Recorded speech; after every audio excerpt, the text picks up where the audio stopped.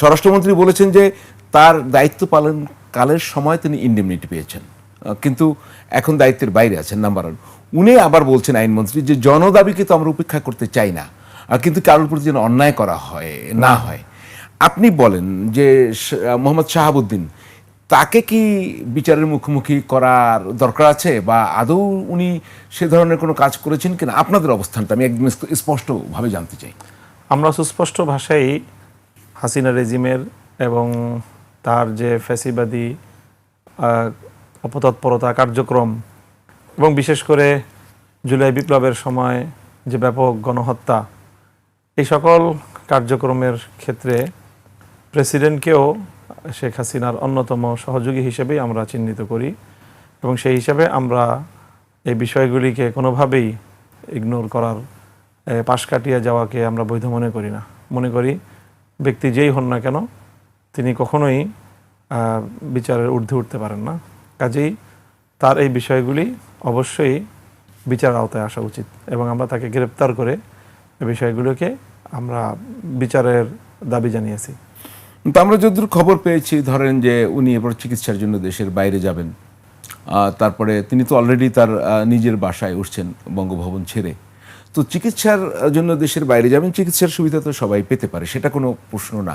কিন্তু আপনার কি মনে হয়, মানে তার দেশের বাইরে তাকে পাঠিয়ে দেওয়া বা তার কি এই স্কোপ আবার তৈরি হচ্ছে কিনা? মানে শেখ হাসিনাকেও তো এখন আমরা দেখছি যে সামরিক পাহারাই তো তাকে পাঠিয়ে দেওয়া হয়েছে। আপনার তাকে ঘিরে আর কোনো জিনিস আজ করতে পারছেন কিনা আপনারা?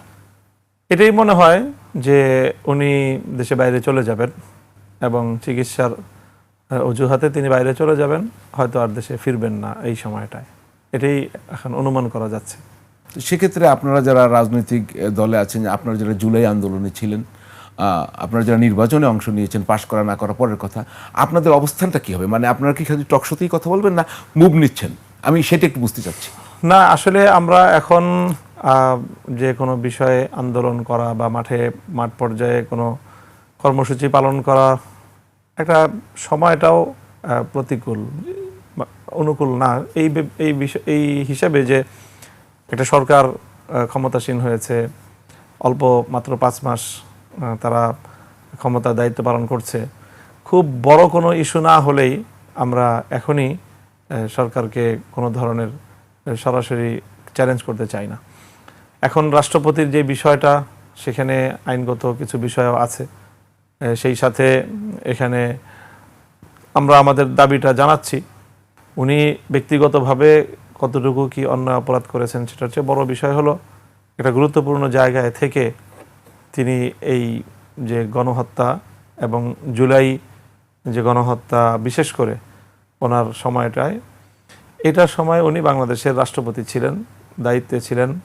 শেখ হাসিনা যেভাবে ওই সময়টায় তাকে পালিয়ে যেতে সুযোগ দেওয়া হয়েছে, রাষ্ট্রপতিকেও সেই সুযোগটা যদি সরকার দেয়, তাহলে আমি মনে করব যে সরকারের উপর এটা দায় থেকে যাবে।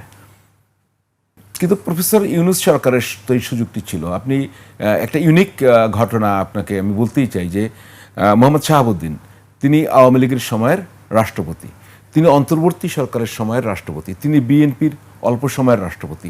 আপনি কিন্তু বাংলাদেশে আর কোনো রাষ্ট্রপতি থেকে 3 ধরনের সরকারে দেখবেন না, নাই।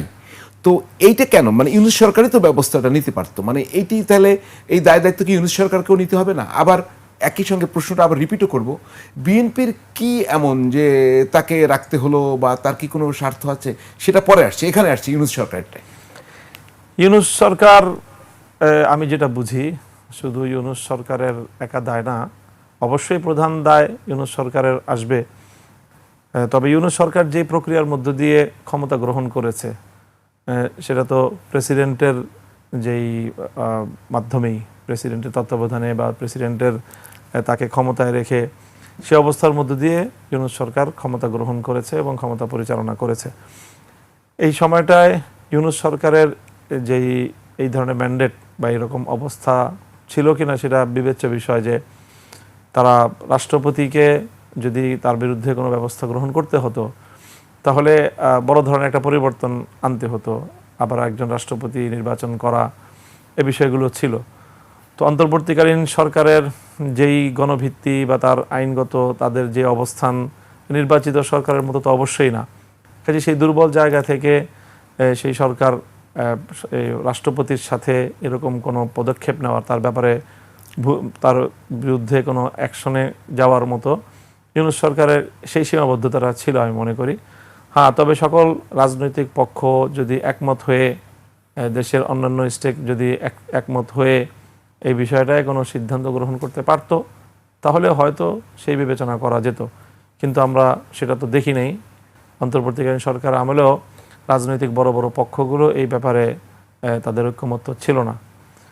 কাজেই সেই জন্য ইউনূস সরকারের দায় তো অবশ্যই আছে, কিন্তু এই লিমিটেশনও ছিল। তো বিএনপির স্বার্থ কি ছিল এই যে ৩-৪ মাস হয়ে গেল? তারপর বিএনপির বিষয়ে করেছে, মানে অঙ্ক করেছে, বিএনপির একটা অঙ্ক বিএনপির জায়গা থেকে স্বাভাবিকভাবেই এটা করে থাকতে পারে। সেটা হলো যে যেহেতু প্রেসিডেন্টের মেয়াদ থাকে 5 বছর মেয়াদি, তো বিএনপি সরকার ক্ষমতায় শপথ নেওয়ার পর থেকে তাদেরও মেয়াদ 5 বছর। তো 5 বছর পরে স্বাভাবিকভাবে একটা তত্ত্বাবধায়ক সরকার আসবে। ইতিমধ্যে সাংবিধানিকভাবেও সেটা পুনর্বহাল হয়েছে। আবার বিএনপির কমিটমেন্টও আছে তত্ত্বাবধায়ক সরকার ফিরিয়ে আনার। সব কিছু মিলিয়ে একটা তত্ত্বাবধায়ক সরকার আসবে স্বাভাবিক হিসাবে 3 মাস মেয়াদি। তো সেই তত্ত্বাবধায়ক সরকারের আমলটায় প্রেসিডেন্টের যে অবস্থানটা সেটা খুবই গুরুত্বপূর্ণ, অত্যন্ত সিগনিফিকেন্ট একটা রোল প্লে করতে হয় সেই সময়টায় প্রেসিডেন্টকে। তো এখন যদি যেই প্রেসিডেন্ট নির্বাচিত হবেন, স্বাভাবিকভাবেই তার 5 বছরের মেয়াদ সেই সময়টায় কভার করে পরবর্তী গভর্নমেন্টের আর একটা লম্বা সময় তিনি পেয়ে যাবেন। তো আমার মনে হয় যে সেই অ্যাডভান্টেজটা গ্রহণ করার মতো একটা চিন্তা বিএনপির থাকাটাই স্বাভাবিক। বিএনপির আর কোনো তার প্রতি সফট কর্নারের কারণ আছে কিনা আপনার কি মনে হয় এখন পর্যন্ত? আরও একটা সফট কর্নারের সেটা একটা কারণ থাকতে পারে, যেটা আমরা মনে করি 2টা পয়েন্ট, এখানে একটা না শুধু। একটা তো হলো যে বিএনপির পূর্ণ এই নির্বাচন পূর্ববর্তী সময়টা 5ই আগস্টের বিপ্লব পরবর্তী সময় থেকে 12ই ফেব্রুয়ারি পর্যন্ত বিএনপির মধ্যে একটা বিষয়ে খুব অস্থিরতা আমরা লক্ষ্য করেছি, যে কোনো মূল্যে দ্রুত নির্বাচন হোক। নির্বাচন যেন কোনোভাবেই কোনো কারণেই একদিনও এক মুহূর্ত যেন বিলম্বিত না হয়। সেই ক্ষেত্রে প্রেসিডেন্টের পরিবর্তন দেশের মধ্যে একরকম অস্থিরতা তৈরি করত। স্বাভাবিক ব্যবস্থাপনার মধ্যে সাংবিধানিক ব্যবস্থাপনা, রাষ্ট্রের যে শাসনতান্ত্রিক যে ধারাবাহিকতা, সেই জায়গায় কিছুটা ছন্দপতন হতে পারে, সেটা আবার নির্বাচন বিলম্বিত হওয়ার কোনো কারণ ঘটতে পারে। এই কারণে বিএনপি যেভাবেই ছিল সেভাবেই একটা নির্বাচন হয়ে ক্ষমতায় যাওয়ার একটা তারা বিএনপির মধ্যে ছিল, আমরা লক্ষ্য করেছি। আরেকটা বিষয় হয়ে থাকতে পারে, সেটা হলো যে বিএনপি যে ক্ষমতায় এসেছে বা নির্বাচনে এসে তারা এইভাবে ক্ষমতায় বিজয়ী হয়ে ক্ষমতা আরোহণ করলো, আমার কাছে মনে হয় যে এই জায়গাটায় বিএনপি সাদা চোখে শুধুমাত্র জনগণের ভোটেই নির্বাচিত হয়ে ক্ষমতায় চলে এসেছে, ব্যাপারটা এইভাবে ঘটে নাই। বরং এখানে বিএনপির চেয়ারম্যান তারেক রহমান সাহেব বাংলাদেশে এসেছেন। আসার আগে তিনি বলেছেন স্পষ্টভাবেই যে দেশে আসাটা শুধু ওনার নিজের একক ইচ্ছার উপরে নির্ভরশীল না, এখানে আরও অনেকের ইচ্ছার বিষয় আছে। খুবই রহস্যময় কথা ছিল, যেটা আমরা কখনোই এটার কোনো খোলাসা, এর কোনো সন্তোষজনক কোনো উত্তর আমাদের কাছে নেই। তো আমরা সেখান থেকে সন্দেহ করতেই পারি যে এমন কিছু বিষয় আছে যেগুলো সাধারণ মানুষের জ্ঞাতের বাইরে। তো সেই জায়গাটাতেও বিএনপির যেই জায়গাগুলোতে বিএনপিকে একটা ম্যানেজ করে ক্ষমতা পর্যন্ত আসতে হয়েছে, ক্ষমতা চালাতে হচ্ছে, সেই জায়গাগুলো থেকেও প্রেসিডেন্টের ব্যাপারে কোনো ধরনের বাধ্যবাধকতা ছিল, সেটাও বিএনপিকে রক্ষা করতে হচ্ছে। তো কি মনে হয় যে আরও 3 মাস রাখলে তো আরও সুবিধা হতো? তাদের গভর্নমেন্ট তত্ত্বাবধায়ক সরকারের পরে চাইলে তাদের প্রেসিডেন্ট আরও 6 মাস থাকতো। তাহলে কি এই শেখ হাসিনার সাম্প্রতিক কোনো ঘোষণা, দেশে ফিরে আসা, এর সাথে তার সরিয়ে দেওয়ার সম্পর্ক, অথবা যেটি পত্রিকায় এসছে কিন্তু যদিও বিএনপি অস্বীকার করে যে শেখ হাসিনার সাথে লন্ডনে গিয়ে ফোনে যোগাযোগ, আপনারা কি মনে করেন? হঠাৎ আমি মনে করি যে যেভাবে বিএনপি এটাকে রিপ্রেজেন্ট করছে, ঘটনাটা এটুক হতেই পারে না। যে স্বাস্থ্যগত কারণে যে উনি পদত্যাগপত্র দিলেন আর উনিকে পদত্যাগপত্র গ্রহণ করে নেওয়া হলো, এটা কোনোভাবে বিশ্বাসযোগ্য বিষয় না। এখানে অবশ্যই কিছু কারণ আছে যেটা জনগণের সামনে ওপেন করা হয়নি, এবং সেটা এমনই কিছু একটা হবে যেটা বিএনপি নিজের অস্তিত্বের জন্য আশঙ্কাজনক মনে করেছে, অথবা বাংলাদেশের রাষ্ট্রের জন্য কোনো ধরনের আশঙ্কাজনক অপতৎপরতার সাথে প্রেসিডেন্টের কোনো সংশ্লিষ্টতা বিএনপির সামনে প্রমাণ হয়েছে বিধায় বিএনপি তাকে ক্ষমতায় রাখাটা কোনোভাবেই আর নিরাপদ মনে করে নাই। বিএনপির জন্য তিনি আর নিরাপদ ছিলেন না। বিএনপির জন্য, অথবা আমি বলবো শুধু বিএনপির জন্য না, হয়তো রাষ্ট্রের জন্য নিরাপদ না। বিএনপিকে আমি মানে এই সুধারণা রাখতে পারি যে কোনো, অর্থাৎ এত সরল ভাবে উনি যে গিয়েছেন, ব্যাপারটা সরল নয়। অবশ্যই শুনবো আপনার কথা, শুনবো দর্শক। বিএনপি বিদ্বেষ না, এখানে বিএনপি ক্ষমতায় আছে। আমাদের রাজনৈতিক স্বাভাবিক কালচার হলো যখন যারা ক্ষমতায় থাকবে, সরকারে থাকবে। আচ্ছা, আমরা শুনবো আপনার কথা। আপনার দুটো বক্তব্য আমরা এখানে দেখতে যাচ্ছি। একটা বক্তব্য, বর্তমান সরকারকে শেখ হাসিনার ভূতে ধরেছে আর বিএনপি আস্থা করে নিক্ষিপ্ত হবে, এটা দেখানো সম্ভব হবে? এর পরের যে বিপ্লবটা হবে, সেই বিপ্লবের মধ্য দিয়ে বিএনপি ইতিহাসের আস্থা করে নিক্ষিপ্ত হয়ে যাবে। বিএনপি তোমরা সেই বিপজ্জনক পথে হাঁটো। ফ্যামিলি কার্ড আর কৃষক কার্ডের মাধ্যমে যদি 70% মানুষের ভোটাধিকার নিয়ে চিনিমিনি খেলবার চেষ্টা করো, যে পথে গিয়েছে শেখ হাসিনা সেই পথেই যাবে তারেক জিয়া। আমরা ওটা নাইবা দেখলাম, যে পথে গিয়েছে শেখ হাসিনা সে পথে যাবে তারেক জিয়া, আর হচ্ছে আস্থা করে নিক্ষিপ্ত হবে। এই প্রেক্ষাপটগুলো কেন আপনাকে খুব কঠোর সমালোচক মনে হচ্ছে এখন? হ্যাঁ, প্রথমেই তো বললাম আমি যে সরকারে যেই থাকবে, বিরোধী দল হিসেবে বা রাষ্ট্রের একজন রাজনীতিবিদ হিসেবে আমি সরকারকে সমালোচনা করবই। আমরা এর আগে 91 সালে যখন বিএনপি ক্ষমতায় ছিল, তখনও বেগম জিয়াকেও আমরা এরকম কঠোর ভাষায় সমালোচনা করতাম। তো এখনও সমালোচনা করতেছি।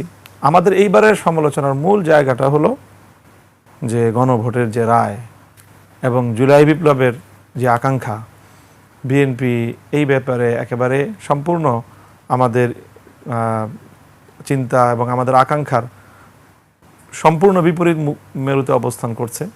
আমরা মনে করি যে বিএনপির বর্তমান এই অবস্থাটা গণরায়ের বিরুদ্ধে, জুলাই আকাঙ্ক্ষার বিরুদ্ধে বিএনপির এই অবস্থাটা খুবই আপত্তিকর এবং কঠোর ভাষায় এটার সমালোচনা করার মতোই এই বিষয়টা। আর যে কথাগুলি আমি বলছি সেগুলো সবই সতর্কতামূলক। যদি তোমরা এটা না করো, স্বাভাবিকভাবেই এটা বিএনপির প্রতি আমার এক ধরনের কল্যাণকামিতা, তাদের প্রতি আমার এক ধরনের শুভকামনার থেকেই যে ঠিক যদি এটা স্বাভাবিক কথা যে আপনি যদি শেখ হাসিনার পথে হাঁটেন তাহলে পরিণাম আপনার শেখ হাসিনার মতোই হবে। আপনি যদি শেখ হাসিনা যে কাজটা করেছিল, শেখ হাসিনা এটাই করেছিল। না, আপনি কিন্তু বলছেন তাকে শেখ হাসিনার ভূতেও ধরেছে, হ্যাঁ, সেটা কি? শেখ হাসিনার ভূতটা হলো এই, শেখ হাসিনার ভূতটা এই সুনির্দিষ্টভাবে আমি যেটা বলছি এখন ব্যাপকভাবে বিভিন্ন সমাবেশগুলোতে, যে শেখ হাসিনা একটা নতুন গণতন্ত্রের ডেফিনেশন সামনে এনেছিল, উন্নয়নের গণতন্ত্র। মানে উনি উন্নয়ন করে দিচ্ছেন, উনি পদ্মা সেতু করে দিয়েছেন, সুতরাং দক্ষিণবঙ্গের আর অন্য কোনো গণতন্ত্রের প্রয়োজন নেই। ঢাকাবাসীর জন্য মেট্রো রেল করে দিয়েছেন, কাজেই উন্নয়নের গণতন্ত্র। অর্থাৎ উন্নয়ন হলে মানুষের আর গণতন্ত্রের প্রয়োজন নাই, অথবা উন্নয়ন করার নামই হলো গণতন্ত্র। এটাই ছিল শেখ হাসিনার গণতন্ত্রের ডেফিনিশন। বর্তমান সরকারকেও আমরা দেখছি যে তাদের ক্ষমতার সূচনাটাই হলো খুবই বাজে একটা সিদ্ধান্তের মধ্য দিয়ে। কোনটা? যে তারা, সেটা হলো গণভোটের রায়টাকে যে তারা যেভাবে ডিনাই করলো, যে 70% মানুষ গণভোটে হাঁ দিল। তারেক জিয়া সাহেব নিজে গণভোটে হাঁয়ের পক্ষে ক্যাম্পেইন করলেন যে কোনো পরিস্থিতির সম্মুখীন হয়ে, কিন্তু সেই গণভোটের রায়টাকে তারা তুড়ি মেরে মানে একেবারে স্রেফ উড়িয়ে দিলেন। কাজেই সেই জায়গাটা থেকে এই ধরনের কঠোর কথা বা এরকম কঠোর অবস্থান একটা সরকারের আরও পরের দিকে বিরোধী দলকে নিতে হয়। কিন্তু এই সরকারের যাত্রাটাই তো শুরু হলো গণভোটের রায়কে অস্বীকার করার মধ্য দিয়ে। কাজেই এই জন্য এখান থেকে আমাদেরকে আমরা বলতে বাধ্য হচ্ছে এই কথাটা। ভূতটা হলো ওই জায়গাটায় যে সে জনগণের রায়কে, জনগণের ভোটাধিকারকে সম্পূর্ণরূপে একেবারে অকার্যকর করে দিয়ে উন্নয়ন দিয়ে তিনি সেটা রিপ্লেসমেন্ট চাইছিলেন। তো মনে হচ্ছে বর্তমান সরকারও ফ্যামিলি কার্ড আর কৃষক কার্ড দিচ্ছে, এটাই তার গণভোটের রায়কে ডিনাই করার এবং গণভোটের জনগণের রায়ের রিপ্লেসমেন্ট। এটা যে আমি তোমাকে উন্নয়ন দিচ্ছি, তোমাকে টাকা দিচ্ছি, কাজেই তোমার ভোটাধিকার না থাকলে সমস্যা নেই। তো কাজেই এটা আমি মনে করি এটা বিএনপির জন্য অবশ্যই খুব বিপজ্জনক এবং ঠিক এটা সেই শেখ হাসিনার মতোই একটা মনোবৃত্তি। কাজেই শেখ হাসিনার সেই ভূত এখন বিএনপির ঘাড়ে সওয়ার হয়েছে। এই ভূত তাড়ানোর জন্যই আমরা চেষ্টা করছি। ভূত তাড়াবেন কিভাবে? ভূত তাড়াবার মন্ত্র বা ওষুধ, ভূত তাড়াবার আপনাদের সেই সক্ষমতা বা জনসমর্থন আছে? অবশ্যই দেখেন এটার যে এবারে যে বিএনপি যে এটা জায়গাটা নিয়ে খেলছে সেটা হলো যে গণভোটের রায়। তো বিএনপি, আমাদের কাছে তো এই তথ্য আছে যে বিএনপি কিন্তু নির্বাচনের আগে যখন জুলাই সনদের বিষয় নিয়ে গণভোটের একটা ব্যালট দাঁড়ালো, সেই ব্যালটে 4টা প্রশ্ন আনলো, তখন বিএনপি কিন্তু সিদ্ধান্ত নিয়েছিল যে তারা না ভোটের পক্ষে ক্যাম্পেইন করবে এবং তারা তাদের সাংগঠনিক ওয়েতে তারা না ভোটের পক্ষেই সারা দেশে তাদের ভোটারদেরকে, তাদের সংগঠনকে তারা সেই ধরনের নির্দেশনা দিয়ে দিয়েছিল। মাঠ থেকে যে রিফ্লেকশনটা আসছে সেটা হলো যে যদি গণভোটে না এর পক্ষে তারা এভাবে ওপেনলি নেমে যায়, তাহলে জুলাই বিপ্লবের মাধ্যমে এই বাংলাদেশের মানুষের জুলাইয়ের প্রতি, জুলাই বিপ্লবের প্রতি এবং জুলাই চেতনার প্রতি তাদের বাংলাদেশের মানুষের যে বিপুল উচ্ছ্বাস, সেটা বিএনপির জন্য একটা বড় ধরনের বুমেরাং হতে পারে। এবং সেক্ষেত্রে আমরা বলি যে আমছালা দুটো যাওয়ার আশঙ্কা করেছে বিএনপি, যে না এর কারণে শেষ পর্যন্ত তাদের প্রতীকের উপরে ভোটের নেগেটিভ ইম্প্যাক্ট হতে পারে। সেই কারণেই তারেক জিয়া প্রকাশ্যে গণভোটে হায়ের পক্ষে বলতে বাধ্য হয়েছেন। কাজেই আমরা মনে করি যে বিএনপি এই গণভোটের বিপক্ষে যদি এভাবে তার অবস্থান বহাল রাখেন এবং সে সংস্কার করার যে কমিটমেন্ট ছিল, 31 দফার প্রথম দফা হলো তার সংবিধান সংস্কার করা, গণভোটে হায়ের পক্ষে বলে সে সংস্কার করার কমিটমেন্ট করেছেন এবং গণভোট যে অনুষ্ঠিত হবে সেটা একটা সেটেল বিষয় এবং সকল রাজনৈতিক দলগুলোর মধ্যে আলোচনার মাধ্যমেই এটা নির্ধারিত হয়েছে যে আমরা গণভোটের মাধ্যমে জুলাই সনদকে বাস্তবায়ন করব। তাহলে এই সবগুলি বিষয় তো বিএনপি একেবারে সম্পূর্ণরূপে এখন সে তার অঙ্গীকার থেকে, বিএনপি তার কমিটমেন্ট থেকে 90% ডিগ্রি। তাহলে কি শেখ হাসিনার পথে কতটা হাঁটছে, মানে যদি হাঁটে বললেন, এখন আপনি কতটা হাঁটতে দেখছেন?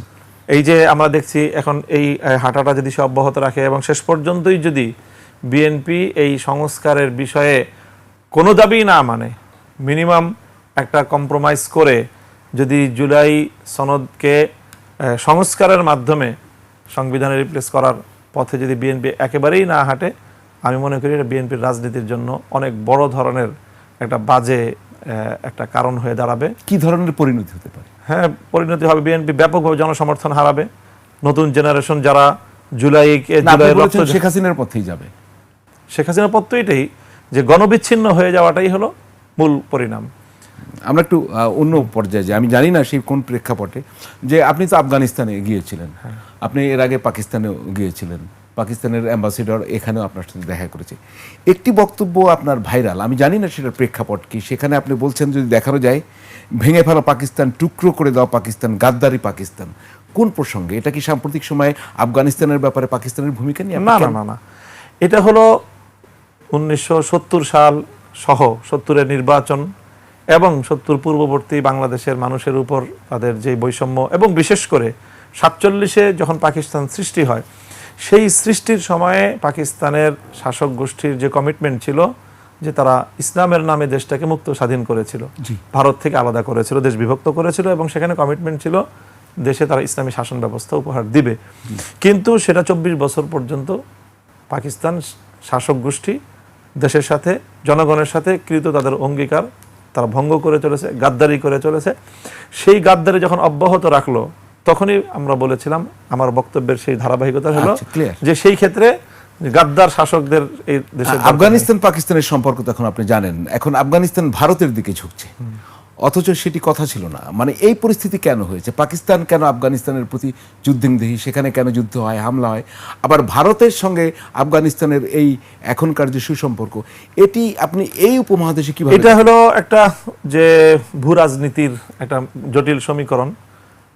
সেটা হলো, আমি মনে করি যে আসলে পাকিস্তানের সাথে যে আফগানিস্তানের যে সীমান্ত বিরোধ, সেটার মধ্যে বড় ধরনের একটা ভূমিকা আছে আমেরিকান এবং পশ্চিমা বিশ্ব কোনোভাবেই আফগানিস্তানকে এখনো পর্যন্ত তারা কোনোভাবেই সহজীকরণ করতে দিচ্ছে না এবং স্বাভাবিকভাবে রাষ্ট্রীয় কার্যক্রম পরিচালনা করার স্পেস দিচ্ছে না। না দেওয়াটা হলো পশ্চিমা বিশ্বের পলিসি। সেই জায়গা থেকে পাকিস্তানের সাথে পশ্চিমা বিশ্বের, বিশেষ করে পাকিস্তান আর্মির সাথে তাদের যে ভালো সম্পর্ক, সেই জায়গাটা থেকে আর্মি তাদের দ্বারা এখানে প্রভাবিত হয়ে আমি মনে করি যে আফগানিস্তানের সাথে বিরোধে এটা একটা বড় কারণ। এবং যেহেতু পাশাপাশি সীমান্তের বেশ কিছু স্বার্থের সংশ্লিষ্টতা আছে এখানে, এবং পাকিস্তানের যে সীমান্ত প্রদেশ, সেই সীমান্ত প্রদেশে সেখানে সশস্ত্র কিছু তৎপরতা আছে। সেই সশস্ত্র তৎপরতা নিয়ে আফগানিস্তান এবং পাকিস্তানের মধ্যে একটা ভুল বোঝাবুঝি অথবা উত্তেজনা সৃষ্টি হয়। এই সমস্ত কারণে আমি যেটা বুঝি যে পাকিস্তানের সাথে আফগানিস্তানের একটা উত্তেজনা এবং বিরোধ। ভারতের সাথে যে বিষয়টা সেটা সম্পূর্ণ ভিন্ন আরেকটা জায়গা। ভারতের সাথে আমি মনে করি ভারতের সাথে আফগানিস্তানের যে সখ্যতা দেখা যায়, এটার সাথে পাকিস্তানের বিরোধের আমি কোনো যোগসূত্র আমার কাছে মনে হয় না। আমার কাছে মনে হয় যোগসূত্র তো আরেকটা জায়গায় একটু ক্লিয়ার করুন। সেটা হলো সে ভারতের কাছে দুইটা বিষয় আছে। একটা হলো বিগত আমলটায়, অর্থাৎ বর্তমান এই আফগানিস্তানে যেই তালেবান সরকার আছে বা ইমারাতে ইসলামিয়া সরকার, এই সরকার আসার আগে ওই সরকারের আমলে ভারতের আফগানিস্তানে বিপুল বিনিয়োগ ছিল এবং বড় বড় রাষ্ট্রীয় প্রজেক্টে তাদের অনেক বিনিয়োগ আছে। সেই বিনিয়োগগুলো বর্তমান সরকারের সাথে যদি তারা সম্পর্ক কন্টিনিউ করতে না পারে, সেই বিনিয়োগগুলো ঝুঁকির মুখে পড়বে। এটা হলো ভারতের একটা বড় নিজস্ব স্বার্থের বিষয়। দ্বিতীয় স্বার্থের বিষয় হলো এখানে আফগানিস্তানে ব্যাপক সুযোগ নিচ্ছে হলো চায়না, নতুন একটা সদ্য স্বাধীন দেশ, 50 বছরের যুদ্ধ বিধ্বস্ত দেশে বিশাল একটা ইকোনমিক একটা মার্কেট সেটা। তো সেই মার্কেটে যেন একচেটিয়া চায়না সেখান থেকে লাভবান হতে না পারে, সেই জন্য চায়নার সাথে প্রতিযোগিতামূলকভাবে ভারত সেখানে অগ্রসর হচ্ছে। আফগান সরকারের নীতি হলো যে যেই আসুক তারা তাদের দ্বারা দেশের উন্নয়নের জন্য সকলকে তারা সেখানে সুযোগ দিতে চায়, প্রতিযোগিতাটা তারা করে। আমার মনে হয় আপনি স্পষ্ট করতে পেরেছেন। আমি একটা প্রশ্ন করে বিরতিতে যাব, সেটা আগে শুনি আপনার বক্তব্য। একদম 24 বছরে পাকিস্তান তার ইসলামী প্রজাতন্ত্র ওই অর্থে কায়েম করতে পারেনি, নাম ছাড়া। এরপরে 71 এলো, বাংলাদেশ স্বাধীন হলো, তারপরে 50 আরো ক্রস করলো। এখন কি পাকিস্তান ইসলামী শাসন কায়েম হয়েছে? এখনো পেরেছে? 50 বছর এখন পেরেছে? হ্যাঁ, না, পাকিস্তান সেই জায়গা থেকে অগ্রসর হতে পারেনি। পাকিস্তানকে কি আমরা ইসলামী রাষ্ট্র বলবো কিনা? না, পাকিস্তানকে তো ইসলামী রাষ্ট্র বলা যায় না। পাকিস্তানে ইসলামী রাষ্ট্রের যে মৌলিক শর্তগুলো সেগুলো পূরণ করে নাই। তবে কিছু এক দুইটার ক্ষেত্রে তাদের উন্নতি এবং অগ্রগতির সংবাদ আছে আর কি। শুনবো আপনার সাথে এই কথা আরো শুনবো দর্শক। তার আগে স্পিড নিবেদিত ফ্যাক্ট চেকে আরো একটি বিরতি নিচ্ছি, আমাদের সঙ্গেই থাকুন, ফিরবো একটু পরেই।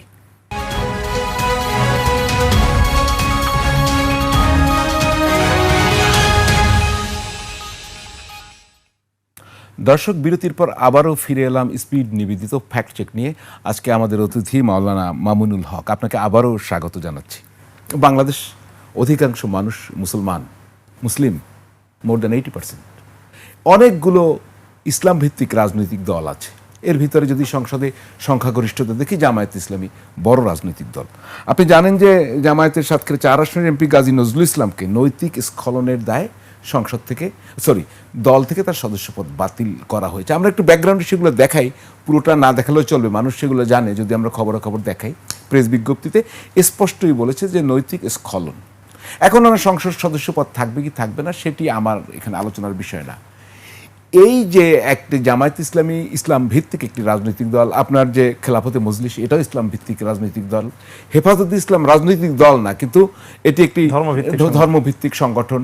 আরও অনেক রাজনৈতিক দল আছে, চরমনাই পীর সাহেবরা আছে।